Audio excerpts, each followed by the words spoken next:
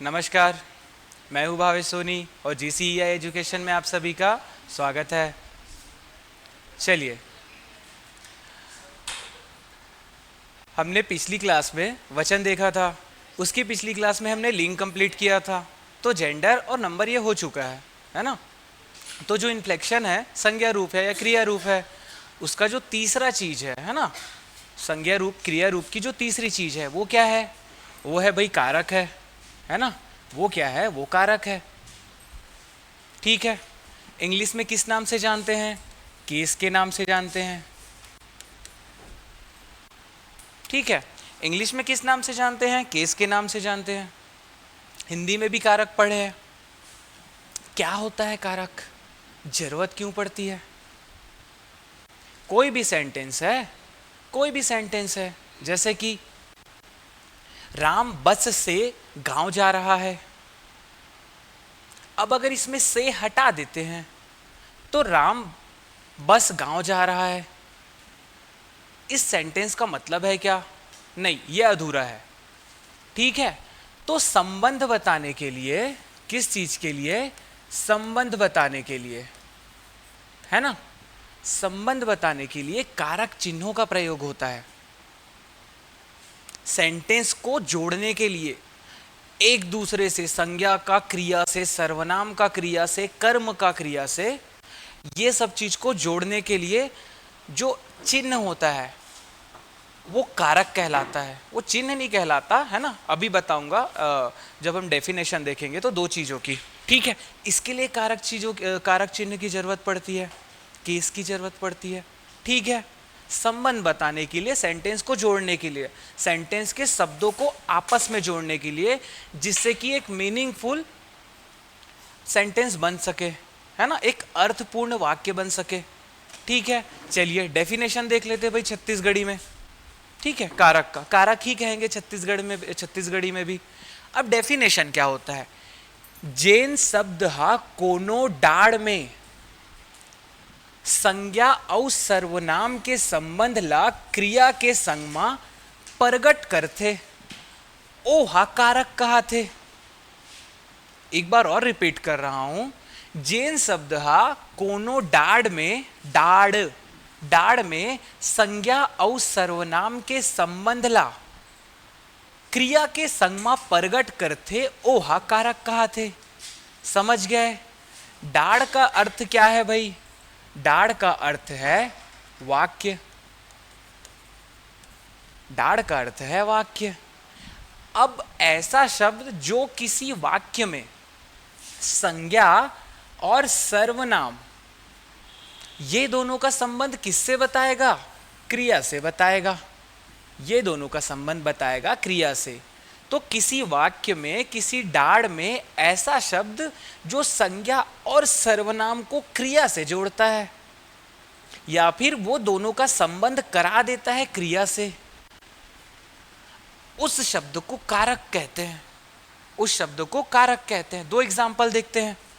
ठीक है, जैसे कि पहला है राम हा आमा बिसाइस। राम हा आमा बिसाइस। अब ये बिसाइस का मीनिंग क्या है? बिसाइस का मतलब है खरीदना। क्या होता है? खरीदना। ठीक है, बिसाना अर्थात खरीदना होता है। ठीक है, तो राम हा आमा बिसाइस, राम हा आमा बिसाइस। अब ये जो ह है ना, ये क्या है भाई? ये कारक चिन्ह है। अगर इस ह को हटा देते तो राम आमा बिसाइस, तो बिसाना क्या हुआ? ये क्रिया हुआ। बिसाना एक क्रिया हुआ। ठीक है, बिसा किस चीज को रहा है? राम को, आमा को, है ना। आम को वो खरीद रहा है। ठीक है, अब खरीद कौन रहा है? राम। तो राम क्या हो गया? संज्ञा हो गया, नाउन हो गया। ये संज्ञा है, ये नाउन है। अब इसका संबंध किससे? क्रिया से, बिसाना, बिसाइस से बताने के लिए हमको इस ह की जरूरत है। और यही ह क्या है? यही कारक चिन्ह है। तो राम हा आमा बिसाइस। ठीक है, तो ये क्या है? हाँ, यही कारक चिन्ह है। तो सेंटेंस में कारक चिन्ह का जरूरत कैसे पड़ता है? ऐसे पड़ता है। एक और देख लेते हैं। रुख ले आमा गिरिस। ठीक है। अब यहाँ पे क्रिया क्या है, ये जो गिरना है गिरीश, ये हमारा क्रिया है। अब गिरा क्या है, गिरा क्या है, आम गिरा है, आम गिरा है ना, ठीक है। यहां पे ये नाउन होगा, और रुख ले, रुख से जो गिरा है, ठीक है, ये यहां पे होगा कर्म होगा, ठीक है। तो रुख ले आमा गिरीश, तो गिरने की जो क्रिया है, तो नाउन से उसका संबंध है ना, नाउन से उसका संबंध कौन बता रहा है, ये ले बता रहा है, रुख ले आमा गिरीश। तो ये ले क्या है, यही तो कारक है, यही तो कारक है, यही तो कारण है, ठीक है। एग्जाम्पल से समझ आ गया, डेफिनेशन देख लिए। अब ये कितने प्रकार का होता है, ये होता है 8 प्रकार का, जैसा कि हम हिंदी में जानते हैं। 8 प्रकार का कारक है। पहला क्या है भाई, कर्ता कारक, दूसरा है कर्म कारक, इसका दूसरा नाम है कार्य कारक। अगर कार्य कारक पूछा जाए तो आपको घबराने की जरूरत नहीं है, जो कार्य कारक है वही कर्म कारक है। पहला है कर्ता कारक, दूसरा है कर्म कारक, तीसरा है करण कारक, कर्ता ने कर्म को करण से के द्वारा, ये बचपन से हम जानते हैं। तीसरा है करण कारक, चौथा है संप्रदान कारक, पांचवा है अपादान कारक, छठा है संबंध कारक, सातवां है अधिकरण कारक, और आठवां है संबोधन कारक, ठीक है। कर्ता ने कर्म को करण से के द्वारा, संप्रदान को के लिए, अपादान से मान, संबंध काके की, है ना, अधिकरण संबोधन, ये बचपन से पढ़ते आ रहे हैं, मिडिल क्लास से, ठीक है। तो ये कारक हो गए। अब एक चीज, विभक्ति चिन्ह। अब विभक्ति चिन्ह क्या है, विभक्ति चिन्ह क्या है, तो सेंटेंस में संज्ञा और सर्वनाम, नाउन और प्रोनाउन, इसका संबंध हमको वर्ब से बताने के लिए, क्रिया से बताने के लिए चिन्ह है ना, कारक चिन्ह, लेकिन उसका एक अलग से नाम है, उसको कहते हैं विभक्ति चिन्ह। डेफिनेशन क्या होगा, उस संबंध को बताने के लिए, संबंध ला बताए बर जेन चिन्हा ला लगाए जाते ओला विभक्ति कहे जाते, ठीक है। तो उसी संबंध को बताने के लिए, उसी संबंध को बताने के लिए जिस चिन्ह का प्रयोग किया जाता है, ठीक है, चिन्हा, कारक रचना में, सेंटेंस में संज्ञा और सर्वनाम का संबंध क्रिया से बताने के लिए जिस चिन्ह का, जिस साइन का उपयोग किया जाता है, प्रयोग किया जाता है, वही विभक्ति कहा जाता है, उसी को विभक्ति कहा जाता है, विभक्ति चिन्ह कहा जाता है, ठीक है। तो संबंध ला बताए बर जेन चिन्हा ला लगाए जाते ओला विभक्ति कहे जाते। कौन सा संबंध भाई, संज्ञा और सर्वनाम का क्रिया से संबंध, ठीक है। यहां तक समझ आया, हिंदी में बहुत अच्छे से पढ़ चुके हो आप ये सबको, ठीक है। यहाँ पे आपका रिवीजन हो पा रहा है, मान के चलो, ठीक है। अब यहाँ पे एक चार्ट है, टेबल है एक, ठीक है। तो जो देख के पढ़ रहे हैं उसके लिए टेबल सामने है, उनको दिक्कत नहीं होगी। जो सुन के लिख रहे हैं, सुन के पढ़ रहे हैं, ठीक है, उनके लिए एक चीज है कि आपको 5 कॉलम बनाना है, 5 कॉलम बनाना है। पहले कॉलम में आपको क्रमांक लिखना है 1 से लेकर के 8 तक, पहले कॉलम में आपको 1 से लेकर के 8 तक क्रमांक लिखना है। दूसरे कॉलम में आपको लिखना है कारक, दूसरे कॉलम में आपको लिखना है कारक, और जो 1 2 3 4 5 6 7 8 है ना, उन्हीं के बाजू में आपको लिखते चले आना है कर्ता कर्म करण, कर्ता कर्म करण, संप्रदान अपादान, संबंध अधिकरण और संबोधन, ठीक है। ये जो कारक है ना, 8 कारक, इन्हीं को आपको लिखते जाना है। ये हो गया। तीसरा जो कॉलम है उसमें आपको लिखना है हिंदी विभक्ति, हिंदी विभक्ति, ठीक है, हिंदी विभक्ति। अब जो चौथा कॉलम है और 5वां कॉलम है वो एक साथ रहेगा, ठीक है, ऊपर एक साथ रहेगा, उसमें आपको लिखना है छत्तीसगढ़ी विभक्ति, छत्तीसगढ़ी विभक्ति। ठीक है, अब बेटा ध्यान से सुनो, हिंदी विभक्ति में आपको क्या लिखना है और छत्तीसगढ़ी विभक्ति में, ये मैं एक साथ बताऊंगा। ठीक है, पहले कॉलम में आपने क्रमांक डाला, 1 to 8 डाला है ना, 1 से 8 तक। दूसरे कॉलम में कारक है, उसमें कर्ता से लेके संबोधन तक। ठीक है, अब उसके बाद जो तीसरा कॉलम है उसमें आपने ऊपर लिखा हिंदी विभक्ति, ऊपर लिखा हिंदी विभक्ति। अब उस 1 2 3 4 5 6 7 8 कर्ता कर्म करण संप्रदान, इसके बाजू में क्या क्या लिखना है ये बता रहा हूँ। ठीक है, अब चौथा और पांचवें कॉलम को मर्ज करके ऊपर आपको लिखना है छत्तीसगढ़ी विभक्ति। ठीक है, अब वो जो छत्तीसगढ़ी विभक्ति लिखे हो ना, उस कॉलम को जहां पे छत्तीसगढ़ी विभक्ति लिखे हो वहां से 2 पार्ट में डिवाइड कर देना है, वहां से 2 पार्ट में डिवाइड कर देना है। एक में लिखना है आपको एक वचन और दूसरे में लिखना है आपको बहुवचन। एक में लिखना है एक वचन, दूसरे में लिखना है बहुवचन। और यही डिफरेंस है हिंदी के कारक में और छत्तीसगढ़ी के कारक में। छत्तीसगढ़ी के कारक में आपको सिंगुलर और प्लूरल ये दोनों देखना पड़ेगा, एक वचन और बहुवचन दोनों देखना पड़ेगा, है ना, सिंगुलर प्लूरल दोनों देखना पड़ेगा। और हम हिंदी में केवल एक देखते हैं कंप्लीट। ठीक है, अब फटाफट से सुनो, अब कर्ता में हिंदी विभक्ति के कर्ता के बाजू में हिंदी विभक्ति में क्या लिखना है आपको, ने लिखना है, ने, और शून्य लिखना है, राम ने। शून्य का क्या मतलब होगा ये मैं बताऊंगा। ठीक है, तो जैसे राम ने। ठीक, अब उसी में छत्तीसगढ़ी विभक्ति में आपको एक वचन में क्या लिखना है, राम हर, मतलब हर लिखना है। और कभी कभी हर को हम ह बोल देते हैं, तो ब्रैकेट में ह लिख लेना। कभी कभी हर को ह बोल देते हैं तो ब्रैकेट में ह लिखना है। और 2 विभक्ति चिन्ह है छत्तीसगढ़ी में। ठीक है, जैसे हिंदी में हमने लिखा ने और शून्य, तो छत्तीसगढ़ी में क्या होगा, हर और शून्य, ह और शून्य। और बहुवचन आपको कुछ नहीं करना है, बहुवचन में आपको कुछ नहीं करना है। क्या लिखना है, अब जैसे एक वचन में होगा राम हर। ठीक है, अब बहुवचन अगर राम का बहुवचन करना है तो राम मन या टूरा मन, है ना, तो उसमें आपको लिखना है मन लिखना है।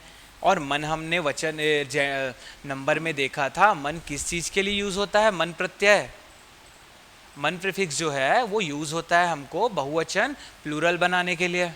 ठीक है, तो कर्ता में ये हो जाएगा। उसी प्रकार कर्म में आपको लिखना है, जैसे कर्ता ने कर्म को, तो कर्म में को लिखना है हिंदी वाले में। छत्तीसगढ़ी में लिखना है ला या ल, ला या ल। ठीक है, अब छत्तीसगढ़ी में 2 है, ला और ल है, साथ में है ला या फिर ल। ला लिखना, ब्रैकेट में ल लिखना। अब कॉमा डाल के लिखना का। बहुवचन में लिखना है मन ला, टूरा मन ला। और सिंगुलर में क्या है, टूरा ला। बहुवचन हो गया तो टूरा मन ला। उसी प्रकार करण में लिखना है से और के द्वारा, हिंदी में है से और के द्वारा। अब ये छत्तीसगढ़ी में बन जाता है केवल और केवल ले, और बहुवचन बनेगा मन ले। ठीक है, कर्ता कर्म और करण हो गया। उसी प्रकार देखते हैं संप्रदान, तो संप्रदान में है हिंदी में को और के लिए, को और के लिए। हिंदी में ये क्या बन जाएगा, ला, टूरा ला, टूरा बर, और का, ला बर का, है ना। बहुवचन मन ला, मन बर। इसमें से कुछ कुछ कैंसल होगा, पहले पूरा चार्ट समझा देता हूं, उसके बाद बताऊंगा 2-3 चीजें जो हैं। ठीक है, तो मन ला और मन बर।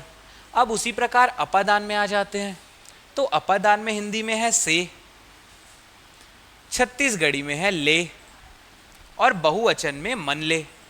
ठीक है, समझ आ रहा है सबको। संबंध में है, क्या पढ़ते हैं, संबंध का के की, का के की हिंदी में। छत्तीसगढ़ी में केवल के है, क्यों है के ये भी बताऊंगा अभी। बहुवचन में है मन के, टूरा के, टूरा मन के, लइका के, लइका मन के। ठीक है, अधिकरण में है में और पर, में और पर, टेबल के ऊपर, छत के ऊपर, छत में, ये हिंदी में होता है ना। उसी प्रकार में और पर का छत्तीसगढ़ी में क्या है, माँ या माँ। माँ और माँ दोनों है, माँ भी है माँ भी है। माँ माता वाला माँ नहीं है बेटा, है ना, माँ है और माँ है, आ की मात्रा। और इसी का बहुवचन हो जाएगा मन माँ और मन माँ, मन माँ और मन माँ, मन माँ और मन माँ। जहाँ जहाँ पे हम मन लगा रहे हैं ना, वो एक साथ नहीं है। जैसे मन के, तो मन है डैश है के है, मन माँ, मन है डैश है म है, मन माँ, मन है डैश है माँ है। ठीक है। अब अंतिम है संबोधन। संबोधन, अब संबोधन का क्या है, हे हो अरे, हे हो अरे। ठीक है। अब यहां पे जो छत्तीसगढ़ी में है, इसको आपको लिखना है गा, अगा, गा और अगा। ये होता है गा और अगा, आपको यूज होगा, ये मेल के लिए होता है, पुरुष के लिए। गा और अगा स्लैश दे के लिखना, गे अगे ओ अहो, गे अगे ओ अहो। ये किसके लिए होगा, ये फीमेल्स के लिए होगा। ठीक है, ध्यान से, गे अगे ओ अहो। उसके बाद रे अरे, रे अरे ये दोनों के लिए यूज होता है, रे अरे ये दोनों के लिए यूज होगा। इसके अलावा है कस और ए, कस और ए। ये कस और ए कैसे यूज होगा, ये भी बताऊंगा मैं। ठीक है, चलिए अब शुरू से देखते हैं। तो देखो, कर्ता में क्या है, ने है। हिंदी में कर्ता में क्या है, कर्ता का चिन्ह ने है, हिंदी में ने है ना। लेकिन छत्तीसगढ़ी में हम करते हैं हर। जैसे हिंदी में है राम ने खाना खाया, राम ने खाना खाया। छत्तीसगढ़ी में क्या बोलेंगे, राम हर खाना खाइस। लेकिन यहाँ पे एक जो चीज है आपको बता रहा हूं, ध्यान से सुनो। हम यहाँ पे अगर क्वेश्चन आए कि क्या कारक चिन्ह कर्ता का जो है हिंदी में ने है, तो क्या ने का पर्याय हर है।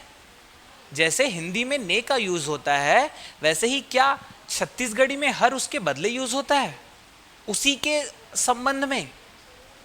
तो उसके बदले तो होता है, लेकिन उसका पर्याय नहीं है। कैसे, तो जो ह या हर है, ये विशेष शब्द है छत्तीसगढ़ी का। जैसे इंग्लिश में होता है बॉय। अब बॉय है तो कौन से बॉय की बात हो रही है, किसी भी एक लड़के की बात हो रही है। लेकिन उसी को अगर हम लिख देते हैं द बॉय, तो किसी विशेष लड़के की बात हो रही है ना। तो उसी प्रकार है कि लइका, है ना, तो किसी एक बच्चे की बात हो रही है, किसी भी बच्चे की, लेकिन उसी में लइका हर लिख देते हैं, तो किसी विशेष बच्चे की बात हो रही है। तो यहां पे जो हर है ना, वो जो खड़ी बोली का ने है, उसका पर्याय नहीं है, ये अलग से है। तो ये किसी विशिष्ट रूप का है ना, किसी की विशिष्टता बताने के लिए, किसी निश्चय, निश्चय लइका हर, राम हर, टूरा हर, ए निश्चयार्थक बोधक है। किसी निश्चित चीज को बताने के लिए हर का उपयोग होता है, यहाँ पे निश्चयार्थक रूप देने के लिए होता है। ठीक है, ये डिफरेंस है। उसी प्रकार से जो कर्म है और संप्रदान है, तो कर्म और संप्रदान का जो का है, का, संप्रदान का और कर्म का जो का है, ठीक है, संप्रदान का और कर्म का जो का है। तो मैंने जब आपको उच्चारण पढ़ाया था वर्णमाला का, तो मैंने आपको एक चीज बताया था। क्या चीज बताया था, कि एक होता है छत्तीसगढ़ी में शिक्षित वर्ग, और एक होता है ग्रामीण, सॉरी ग्रामीण में होता है, एक शिक्षित होता है और एक क्या होता है, अनएजुकेटेड, है ना, अशिक्षित। तो ये जो शिक्षित वर्ग है ना, ये का उपयोग करता था। और जो अशिक्षित वर्ग है ये उपयोग करता है ला का के बदले ला का। लेकिन छत्तीसगढ़ी भाषा में ये का जो है ये एग्जिस्ट ही नहीं करता है, ये का जो है वो एग्जिस्ट ही नहीं करता है। तो कुछ सभ्य लोग जो मिक्स करके बोलते हैं छत्तीसगढ़ी को, है ना, वो इसका यूज करते हैं जो निरर्थक है, जिसका कुछ अर्थ नहीं है। थोड़ा सा जो बॉर्डर क्षेत्र है छत्तीसगढ़ का, है ना, बिलासपुर से लगा हुआ, वहां पे ये यूज होता था, पहले होता था, अब तो लगभग होता नहीं है। दोनों का अंतर समाप्त हो गया है का और ला का। इसके लिए ये का हम उपयोग ही नहीं करेंगे। तो का को काट देना, केवल और केवल ला है। कर्म में ला है, ल है, और संप्रदान में ला है और बर है, का नहीं है। ठीक है। उसी प्रकार से जैसे संबंध में क्या है हिंदी में भाई, का के की है, लेकिन छत्तीसगढ़ी में केवल के है। क्यों के है? क्यों के है? के इसके लिए है कि जैसे कि हम हिंदी में संबंध बताने के लिए बोलेंगे कि राम का बेटा, राम का बेटा, का यूज हो रहा है संबंध बताने के लिए, बेटा है करके। उसी प्रकार सीता की बेटी, सीता की बेटी, वहां पे संबंध बताने के लिए की का यूज हो रहा है। ठीक है। तो जब जेंडर चेंज हुआ तो जो कारक है, विभक्ति चिन्ह है, वो भी तो चेंज हुआ। ये हिंदी में है, लेकिन छत्तीसगढ़ी में क्या है? राम के टूरा, राम के टूरी, सीता के टूरा, सीता के टूरी। तो छत्तीसगढ़ी में लिंग और वचन है ना, लिंग और वचन यहां पे किसमें? संबंध वाले में, विभक्ति में ये क्या है? एग्जिस्ट नहीं करता है। इसके लिए केवल और केवल के का प्रयोग होता है। ठीक है। उसी प्रकार से जो संबोधन है, गा और अगा, ये होगा मेल या पुरुष के लिए।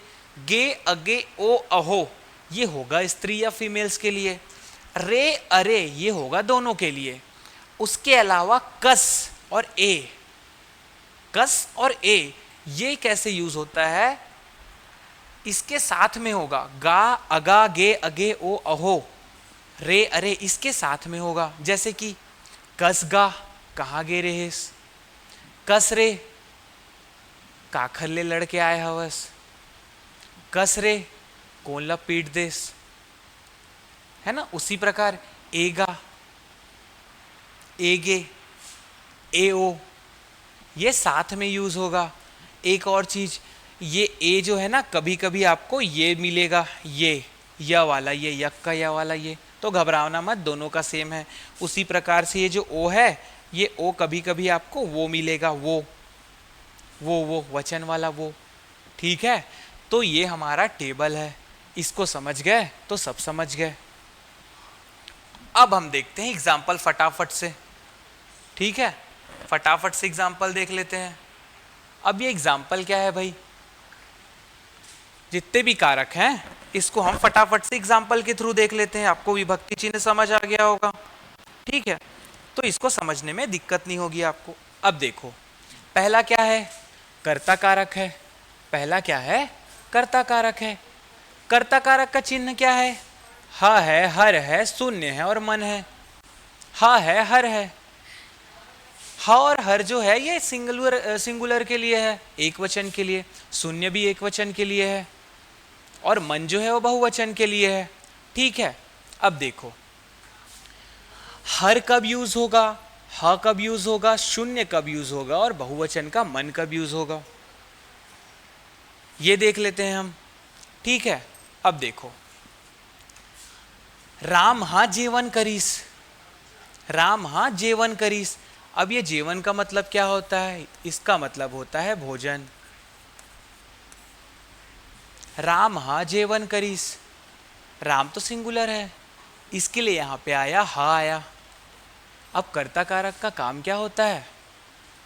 कर्ता का, नाउन या प्रोनाउन का संबंध किससे बताने के लिए? क्रिया से। क्रिया क्या हो रही है? क्रिया क्या हो रही है? जेवन करने की, भोजन खाने की, है ना। कौन कर रहा है भाई? राम कर रहा है और दोनों का संबंध कौन बता रहा है? हा। समझ गए? उसी प्रकार मैं हर मंदिर गया हूं, मैं, ठीक है, प्रोनाउन है। क्रिया क्या है? जाना, गया मंदिर गया, मैं हर मंदिर गया, मैं मंदिर गया, ठीक है। तो जाना जो गेव है ना, उसका संबंध मैं से, ठीक है। कौन सा शब्द बता रहा है? हर। तो विभक्ति क्या है? हर है, ठीक है, कर्ता कारक है। अगर हर को हटा देते मैं मंदिर गया हूं, मैं मंदिर गया हूं, अगर मैं मंदिर गया हूं करोगे तो ये भी तो क्या है? कर्ता कारक है। लेकिन कैसा? अगर इसको हटा देते हैं, कैंसल कर देते हैं, तो क्या मैं मंदिर गया हूं, तो जाना और मेरा ये दोनों में संबंध बताने वाला शब्द नहीं है, तो ये कैसा कारक होगा? शून्य। जहां पे कारक चिन्ह एब्सेंट रहे वो शून्य होता है। लेकिन संबंध तो दोनों के मध्य ही है ना, राम और भोजन इसके मध्य ही है ना। भोजन कोई और नहीं कर रहा है, राम ही कर रहा है। मैं मंदिर जा रहा हूं, कोई और नहीं जा रहा है। लेकिन बीच में जो विभक्ति चिन्ह है अगर उसको गायब कर देते हैं तो यहाँ पे शून्य विभक्ति हो जाती है, लेकिन कारक करता ही रहेगा। एक एग्जाम्पल और शून्य विभक्ति का, जैसे कि पानी गिरिस, पानी गिरिस, गिरने की क्रिया हो रही है, गिरा क्या है भाई? पानी। अगर यहाँ पे हम लिख देते हैं पानी हा गिरिस, तो यहाँ पे विभक्ति हा आ गई, अगर नहीं है तो शून्य विभक्ति है। उसी प्रकार हमन मंदिर जाबो, हमन मंदिर जाबो, हमन मंदिर जाबो, जाने की क्रिया हो रही है, हमन प्रोनाउन है, वी, हम लोग मंदिर जाएंगे, ठीक है। तो यहां पे हमन ये क्या है भाई? ये बहुवचन विभक्ति है कर्ता कारक का, ठीक है, समझ गए। उसी प्रकार कर्म कारक है, देख लेते हैं क्या है? कर्म कारक है। कर्म कारक की विभक्ति हम देख चुके हैं, एक वचन की होती है ला, बहुवचन की मन ला। एग्जाम्पल, राम हा धान ला काटिस, हिंदी में क्या होता है? राम ने धान को काटा, है ना, राम ने धान को काटा, कर्ता ने कर्म को, हिंदी में होता है को, हिंदी में होता है को, ठीक है। तो राम हा धान ला काटिस, कर्म कारक क्या कहता है? कर्म कारक क्या कहता है? कर्म का संबंध क्रिया से। कर्म का संबंध किससे भाई? क्रिया से।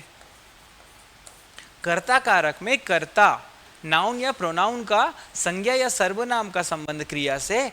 कर्म कारक नाम में जैसा है कर्म कारक, तो कर्म का संबंध किससे? क्रिया से। काटना एक क्रिया है। कर्म किसको कहते हैं? क्रिया का प्रभाव जिस पर पड़ता है वो कर्म कहलाता है। वर्ब का इफेक्ट जिस पर पड़ता है, प्रभाव, वो कर्म कहलाता है। तो काटा क्या गया है? धान काटा गया है। क्रिया क्या है? काटने की। राम ने धान काटा, किस पर हो रही है? धान पर। दोनों के मध्य संबंध बताने वाला शब्द क्या है? ला। धान ला काटिस, यहां पे इसको भूल जाओ, राम हा, क्योंकि कर्म कारक है, ठीक है। राम हा धान ला काटिस, तो यहां पे ह विभक्ति नहीं है क्योंकि कर्म कारक है, ठीक है। तो आपको ये डिफरेंशिएट करना आना चाहिए, ठीक। तो धान ला काटिस, तो विभक्ति क्या है? ला है। उसी प्रकार से बैला हा लइका मन ला हुमेलिस, बैला हा लइका मन ला हुमेलिस, मतलब जो बैल है, बैल ने बच्चों को मारा, ठीक है। बच्चे के बैल कैसे मारता है? पैर से मारेगा, हाथ से मारेगा, किससे मारेगा? सींग से मारेगा, ठीक है। तो हुमेलना क्या है? क्रिया है। हुमेलना क्या है? क्रिया है। अब ये क्रिया किस पर हो रही है? लइका मन, बच्चों के ऊपर हो रही है। अब बच्चे हैं कि बच्चा है? लइका नहीं है, लइका मन है, तो बहुवचन है, इसीलिए मनला जो है दोनों के बीच में संबंध बताने वाला, ये क्या है? बहुवचन कर्म विभक्ति है ना, कर्म विभक्ति है। समझ गए? उसी प्रकार से अब तीसरा देखते हैं, करण कारक। ठीक है, करण कारक क्या है? ले, मन ले, ले मन ले। हिंदी में क्या है भाई? से और के द्वारा, से के द्वारा।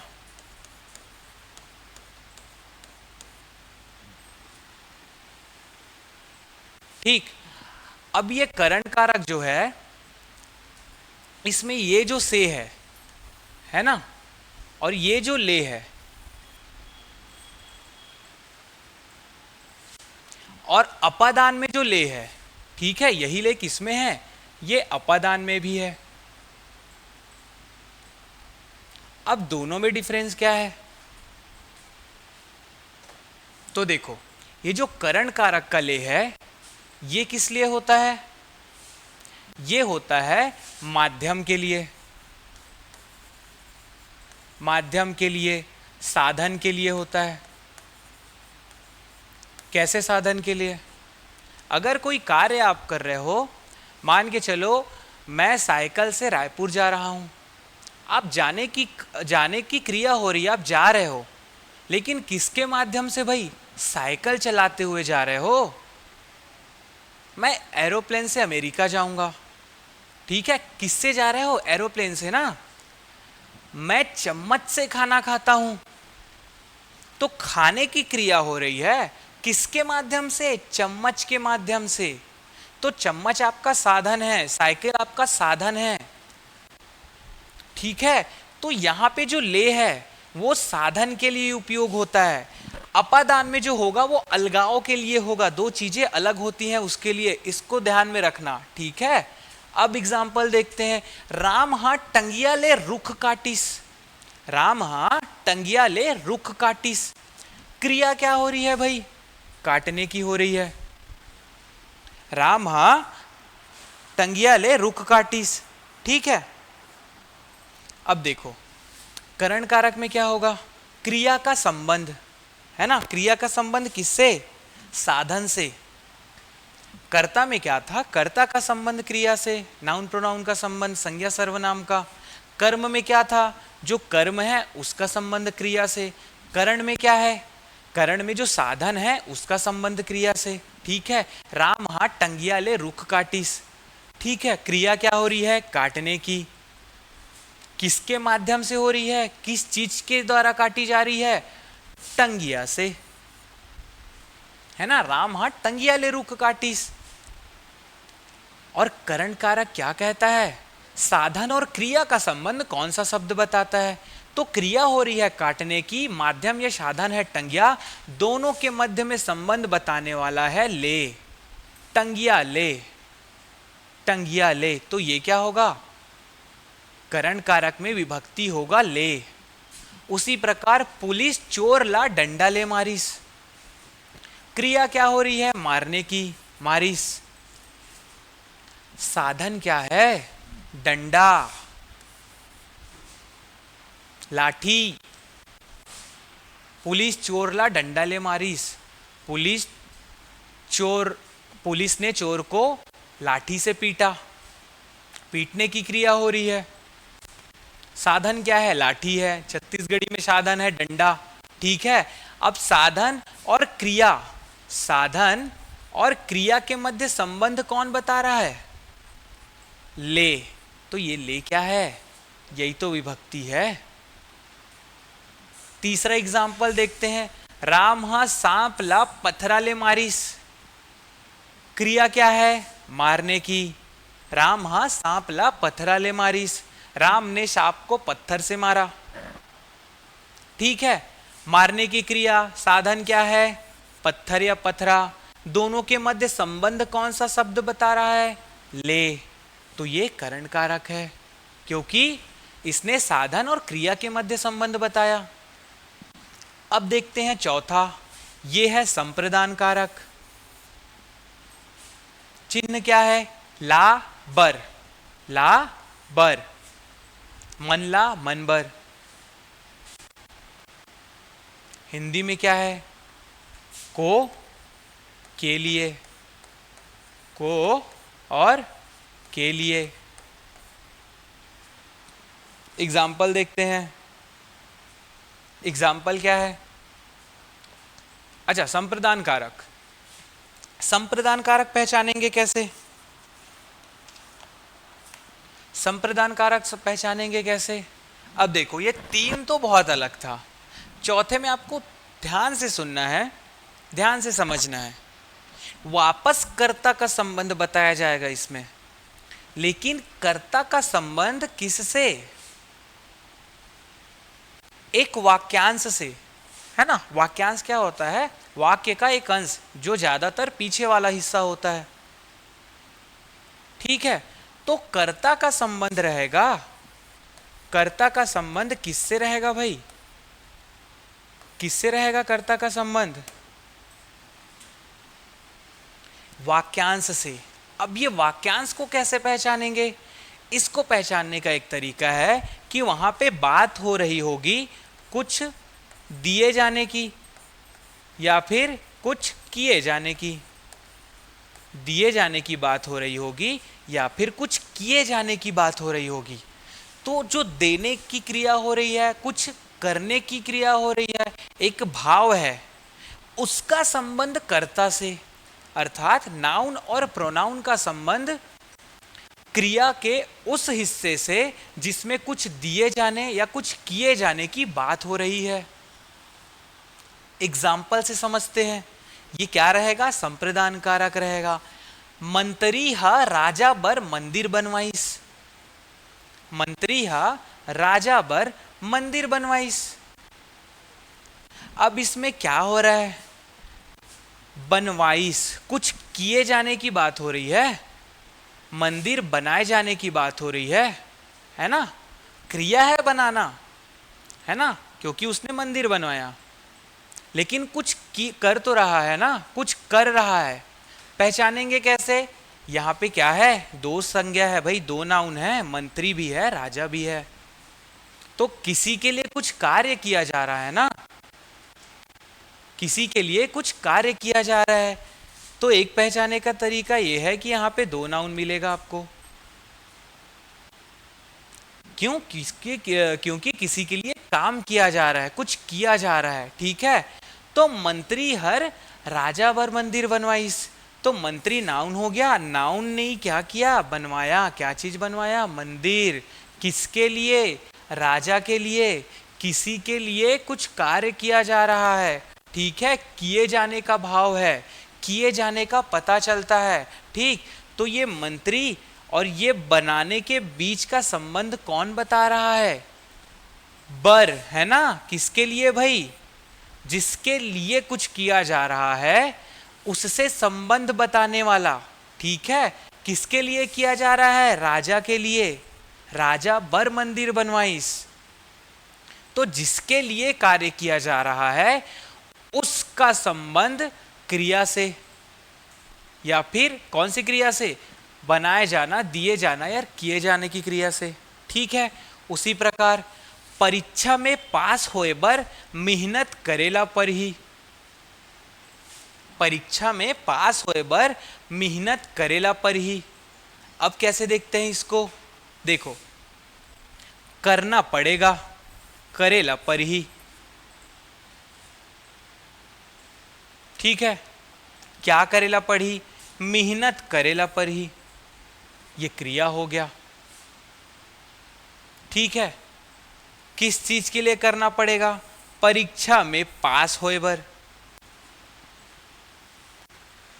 परीक्षा में पास होए बर,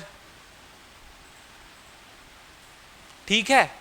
तो ये जो करना है, मेहनत करना है, ये किए जाने का जो भाव है, ये किस चीज के लिए हो रहा है? पास होने के लिए ना। तो पास होना और मेहनत करना, ये दोनों के बीच संबंध कौन बता रहा है? बर। पास होए बर मेहनत करेला पर ही। तो बर क्या है? संप्रदान कारक का विभक्ति चिन्ह है, ठीक है। राम ला आमा मिलिस।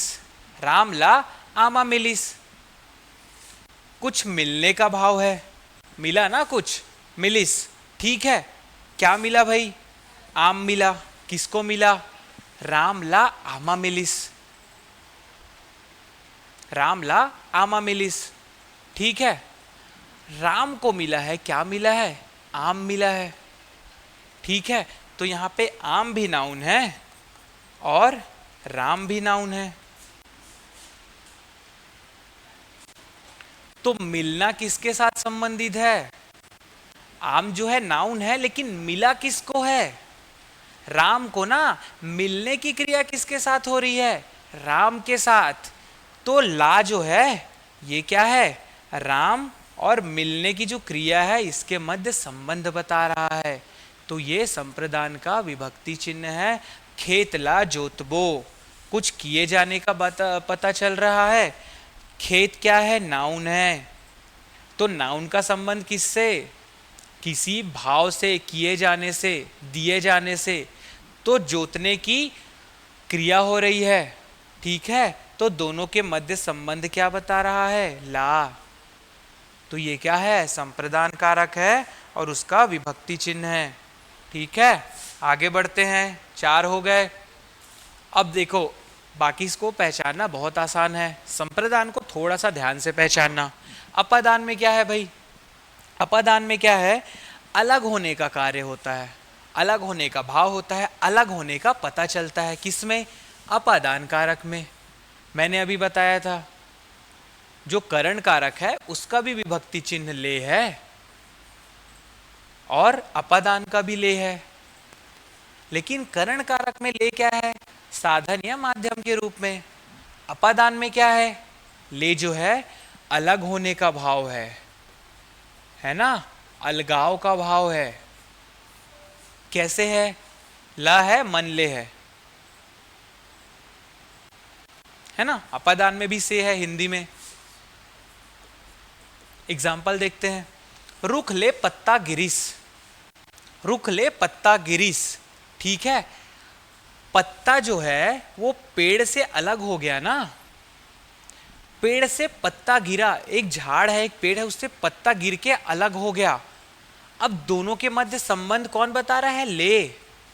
रुख, रुख ले पत्ता गिरिस, है ना। दोनों के अलग होने का भाव, अलगाव किस शब्द से बताया जा रहा है? इस ले से बताया जा रहा है। अब इसको हटा देते अगर, रुख पत्ता गिरिस, ये क्या है? निरर्थक है, इसका कोई भी अर्थ नहीं है, मीनिंगलेस सेंटेंस है, अधूरा है, अपूर्ण है। रुख ले पत्ता गिरिस ये सही है। तो जो ले है अपादान का विभक्ति है, क्योंकि ये अलगाव बता रहा है। उसी प्रकार नदियां पहाड़ ले निकलते, नदियां पहाड़ ले निकलते, अर्थात नदी पहाड़ से निकलती है। तो नदियां निकल गई ना भाई पहाड़ से, अलग हो गई पहाड़ से नदियां। और दोनों को अलग कौन सा शब्द कर रहा है? ले। नदियां पहाड़ ले निकलते, अलगाव हो रहा है। बहुत आसान है अपादान को पहचानना और करण को पहचानना। एक और एग्जांपल, राजू छतले गिर गए। अब वो गिर गया ना छत से अलग हो गया।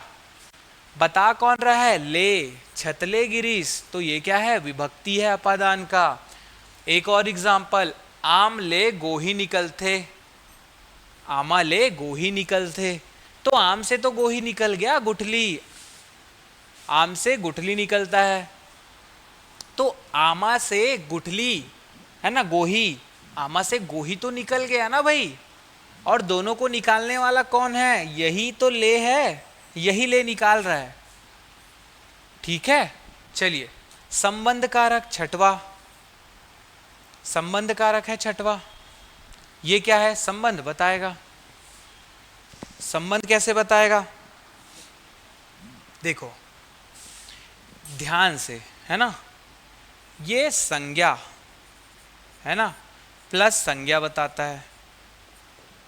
ये संज्ञा प्लस सर्वनाम बताता है। ये सर्वनाम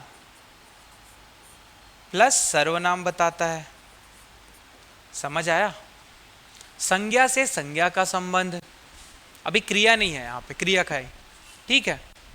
संज्ञा का संबंध संज्ञा से, सर्वनाम का संबंध सर्वनाम से, संज्ञा का संबंध सर्वनाम से। बताने वाले कारक को क्या कहते हैं? संबंध कारक। विभक्ति चिन्ह क्या होता है भाई? के, मन के, ठीक है। इसमें लिंग और बहुवचन नहीं, लिंग और वचन काम नहीं करता है। ले, सॉरी, है ना, काके की होता है, हिंदी में क्या होता है? काके की होता है, हिंदी में केवल के रहेगा। एग्जाम्पल देखते हैं। राम नाउन है, राम के खेत बहुतेज बड़े हैं, राम के खेत बहुतेज बड़े हैं, राम का खेत बहुत बड़ा है। राम और खेत दोनों नाउन है, दोनों के मध्य संबंध कौन बता रहा है? के बता रहा है भाई। राम के खेत हटा दोगे, राम खेत बहुतेज बड़े हैं, राम आके पीट देगा, ठीक है। राम के खेत बहुतेज बड़े हैं, राम और खेत के मध्य संबंध कौन बताया? के बताया। वो हर राम के स्कूल आए, स्कूल एक नाउन है, स्थान है भाई। राम भी एक नाउन है, राम के स्कूल, दोनों के मध्य संबंध कौन बता रहा है? के, और यही के तो संबंध कारक है। ये गाय हा दान पुण्य के आए, यह गाय जो है वो दान पुण्य की है, यह गाय जो है वह दान पुण्य की है। ये गाय हा दान पुण्य के आए, ये गाय हा दान पुण्य के आए। गाय एक नाउन है, दान पुण्य एक नाउन है, भाववाचक, ठीक है। दोनों के मध्य संबंध के, दान के आए, ठीक है। विभक्ति चिन्ह के है, तो ये हो गया संबंध कारक। 2 और बच गया है, ठीक है, 2 मिनट लगेगा। अधिकरण कारक, अधिकरण कारक, ठीक है। क्या है भाई? माँ, माँ, मनमा, बहुवचन में मनमा, हिंदी में सॉरी एक वचन में माँ है और माँ है। अर्थ क्या होता है? में होता है हिंदी में, ऊपर होता है, ऊपर। ऊपर किसी भी चीज के ऊपर जब किसी चीज को रखा जाता है या कोई वस्तु किसी स्थान के ऊपर है तो उसके लिए विभक्ति चिन्ह प्रयोग होता है अधिकरण कारक का। अधिकरण कारक का यह बताता है, क्या क्या बताता है? ये अधिकार बता देता है, अधिकार, स्थिति बताता है ये, और स्थान बताता है। अधिकार, स्थिति और स्थान बताता है। कैसे बताता है? एग्जाम्पल देखते हैं। राम खटिया में बैठे हैं, राम खटिया में बैठे हैं, राम जो है वो खाट में बैठा है, राम खाट में बैठा है, राम खटिया में बैठे हैं, ठीक है, राम खटिया में बैठे हैं। तो ये क्या बता रहा है? राम का स्थान बता रहा है ना। तो खटिया माँ बैठे हैं, स्थान बताने के लिए कौन सा विभक्ति यूज हो रहा है? कौन सा शब्द? माँ। खटिया माँ बैठे हैं, है ना, बैठने का जो है उसका स्थान बताने के लिए यूज क्या शब्द हो रहा है? माँ। उसी प्रकार गहना मनहा पठेरा माँ हवै, गहना मनहा पठेरा माँ हवै, ये भी स्थान बता रहा है ना। पठेरा क्या होता है? पठेरा क्या होता है?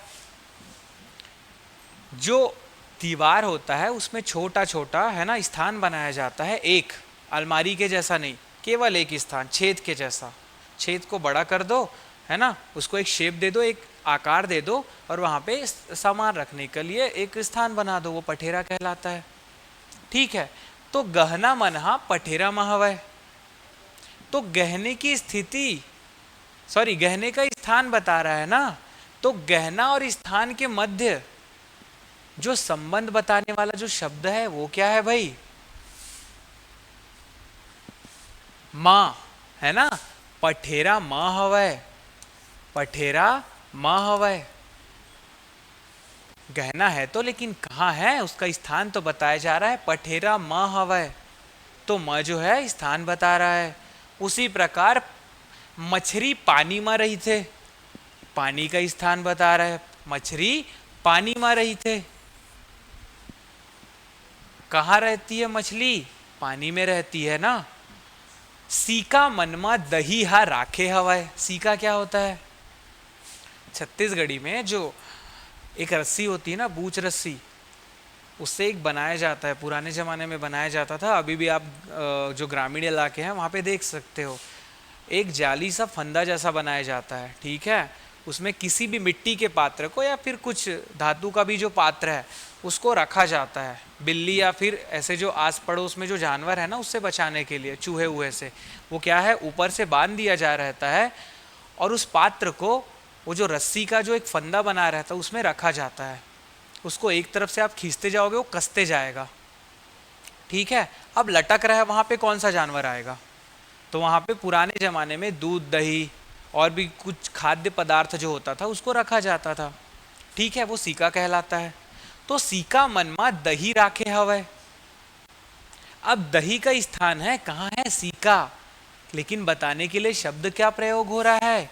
माँ। इसको या फिर मनमा कर सकते हो। सीका मनमा, बहुत सारा सीका है और वहाँ पे दही रखी गई है, तो सीका मनमा। मनमा क्या है? स्थान बताने के लिए विभक्ति चिन्ह है अधिकरण कारक का। तरिया मनमा मछली हार रही थे। तरिया मनमा मछली हार रही थे। मनमा, तरिया मनमा, तो बताने के लिए मनमा बहुवचन की विभक्ति है, तो इस सब से आपको अधिकरण कारक पहचानना है। मैक्सिमम आपको स्थान का पूछा जाएगा, स्थान के बारे में बात होती है अगर छत्तीसगढ़ी भाषा की हम बात करते हैं। अंतिम और लास्ट है संबोधन कारक। संबोधन कारक सबसे इजी है। संबोधन कारक में मैंने आपको बताया था गा, अगा, गे, अगे, अहो, रे, अरे, कस, ए, है ना। ए भी है यहाँ पे भाई। किसी को पुकारने के लिए, है ना, किसी को पुकारने के लिए या फिर संकेत करने के लिए। अरे इधर आ, अगो कहाँ जाथस, है ना। पुकारने के लिए या फिर संबोधन करने के लिए। संबोधन अपने से बड़ों को करोगे, अपने से छोटों को पुकारने के लिए अरे, रे, ये सारे संबोधन शब्दों का प्रयोग होगा, ठीक है। चले, ए टूरा, ए टूरा, एतिया, ये यहाँ पे आएगा, ये नहीं आएगा, है ना। ए टूरा, एतिया। अब किसी लड़के को पुकारने के लिए बात हो रही ना, ए टूरा, ए लड़का इधर आ, ठीक है। ये सामने क्या रहेगा? रे, अरे, अगा, गे, ये सब के बाद में आपको इंटरजेक्शन का चिन्ह मिलेगा, विस्मयादि बोधक का, है ना, ऐसा वाला चिन्ह मिलेगा। इससे आप पहचान सकते हो, बहुत इजी रहता है, ठीक है। जैसे कि ये शब्द भेद में, पार्ट ऑफ स्पीच में इजी था, अव्यय में, है ना, अविकारी शब्द में, उसी प्रकार कारक चिन्ह में भी ये वैसा ही इजी है, ठीक है। अरे तोर लौठी ओ मेर परे है। अरे तुम्हारी लकड़ी वहां पर पड़ी है, ये बताया जा रहा है, तो यहाँ पे अरे होगा, यहाँ पे ए होगा। अगा बाबा तुमन कहाँ जात हो। अगा बाबा, इसके बाद चिन्ह आएगा। एगो चल जेवन करबो, एगो के बाद चिन्ह आएगा, ठीक है। तो ये छत्तीसगढ़ी विभक्ति चिन्ह है, छत्तीसगढ़ी कारक रचना है। जिसको समझ आया अच्छी बात है, जिनको नहीं आया आप टेक्स्ट करो, कॉल करो, कमेंट करो, ठीक है। कुछ भी क्वेश्चन रहता है करो, ठीक। किसी को कुछ चाहिए तो भी बताओ।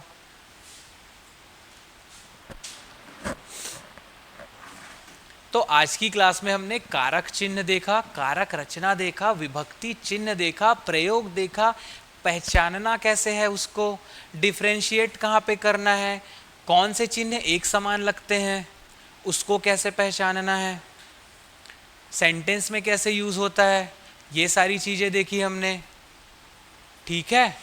अब छत्तीसगढ़ी भाषा में जो आगे का टॉपिक है उसको हम देखते हैं अगली क्लास में। तो मिलते हैं अगली क्लास में, तब तक के लिए आप सभी का धन्यवाद। शुभ रात्रि।